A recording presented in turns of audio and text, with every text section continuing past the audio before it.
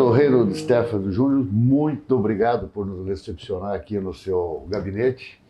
É uma honra poder conversar com o senhor, que é uma pessoa extremamente ligada à causa animal, né? Ligado à medicina veterinária. Em nome da Associação Nacional dos Médicos Veterinários e da Associação Brasileira dos Hospitais Veterinários, agradeço a sua compreensão de nos receber aí e a gente bater um papo sobre toda essa emblemática situação dos animais aí no nosso Brasilzão. Eu que agradeço, Roberto Lang, por você estar aqui, médico veterinário que você é, entendedor da causa animal, do complexo sistema que existe hoje na produção de suínos, bovinos e outras áreas no Brasil, e também sua família é muito tradicional em Curitiba, seus parentes, tem aqui até um bairro na cidade, o Hugo Lang, o engenheiro Lang, que ajudou a construir a nossa ferrovia, ou seja, é um prazer estar com você. Muito obrigado mesmo. Eu tenho que parabenizar o senhor por esses anos todos aí com as leis envolvendo a proteção animal, muito próximo da medicina veterinária, inclusive nos honrou já com uma honra ao mérito na Assembleia. Então a gente fica muito agradecido de poder estar falando com o Legislativo numa situação muito próxima para que a gente possa alavancar todos os cuidados que os cães e gatos merecem, né? Que os pequenos animais, os animais de maneira geral. Sem dúvida, animais silvestres. Animais silvestres. Então, assim, a gente só tem que agradecer de dar esse espaço para a gente, para que a nossa associação também seja uma partícipe quando o Legislativo, de uma maneira geral, não só na sua pessoa, mas em outros deputados também, consigam ter na associação um suporte técnico para a resolução dos problemas com os nossos especialistas nas diversas áreas. Estamos sempre de porta aberta para poder ajudar a gente normatizar, né? A gente tem visto, né, deputado, acho que estou falando demais. Imagina. Mas a gente tem visto muito no Brasil a tal da palavra proibição, né?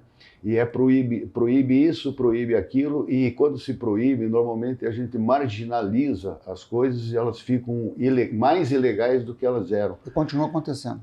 Então eu fico muito grato quando o senhor cria leis, porque a regulamentação é o que é necessário, seja ela para a criação de cães, para a criação de gatos, seja ela para a proteção animal, né?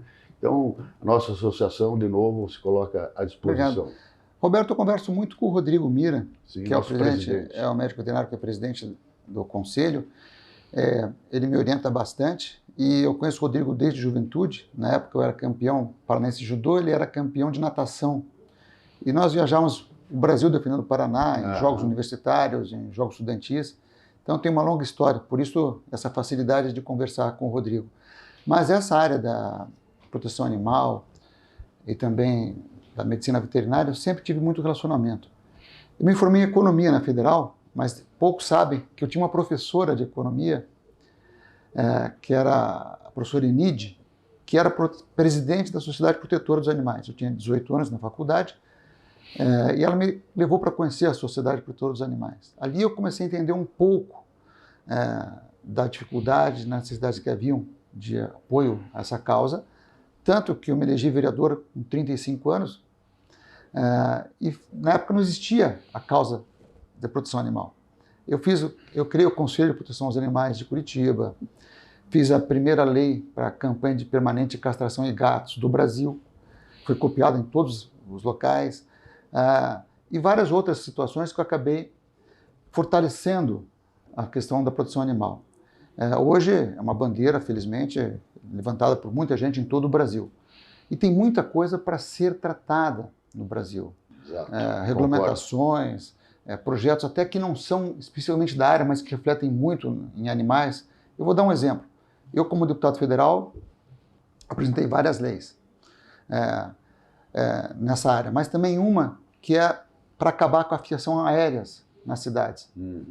Porque hoje as empresas de energia não investem um tostão em fiação subterrânea. Exato. E na hora que você começa a investir em fiação subterrânea, que é um pouco mais caro, mas se a gente botei 2% do faturamento dele para começar a investir em fiação subterrânea, você vai ter árvores mais frondosas, não vai cair a energia da casa das pessoas em chuvas fortes, você vai começar a ter mais pássaros pela cidade, porque hoje, ao podar as árvores, todas as árvores da cidade, você elimina dezenas de ninhos, sem acaba dúvida, com a fauna e com a flora. Isso reflete na produção animal. Eu, até nesse momento, o Bolsonaro resgatando pessoas da Ucrânia, brasileiros, ele gosta de cães e gatos. Eu falei, por que ele não deixa o pessoal vir com eles? Não vai tomar assento no voo? Exato, o cachorro vem, perfeito. o gato vem no colo, o cachorro vem na frente da pessoa. Perfeito. E foi um sucesso. Foi uma medida fantástica, vamos dizer assim, brilhante, né? E a gente também agradece a sua intervenção, porque a gente sabe que houve essa intervenção. Mas né? essa é o Bolsonaro que tem um coração duro. Tem o coração, né? Ele é muito, muito próximo nisso mesmo. Então, eu fico muito agradecido, sempre lembrando, deputado, porque a medicina veterinária, e eu represento essas associações, né? A gente tem um apreço muito grande pela sua pessoa, porque sempre o senhor faz as leis com uma ponderação e não o radicalismo, né, que existe em alguns setores, alguns políticos, inclusive, levantam as bandeiras de uma maneira radical. O que não acontece com o senhor, com a sua pessoa, e está sempre nos defendendo muito bem. A gente sempre tem uma regra, né, que existe um tripé, né, para que a gente consiga avançar na proteção animal. É o Estado, é a sociedade e é o médico veterinário. Então, o meu reforço novamente, me desculpa, deputado, mas assim, se chamar o médico veterinário para discussão através das associações de especialistas, as nossas associações, eu acho que dá para a gente alavancar muito em favor dos animais. Eu fico muito grato de o senhor poder estar nos ouvindo dessa maneira aqui. Imagina, existem situações que chegam para nós na Câmara de criar algumas proibições que não têm condições de acontecer. Proibição de você ter cavalos na hípica, cachorros com a polícia, porque eles são muito bem tratados. Eu não vejo problema entre o homem e o animal interagirem. Perfeito.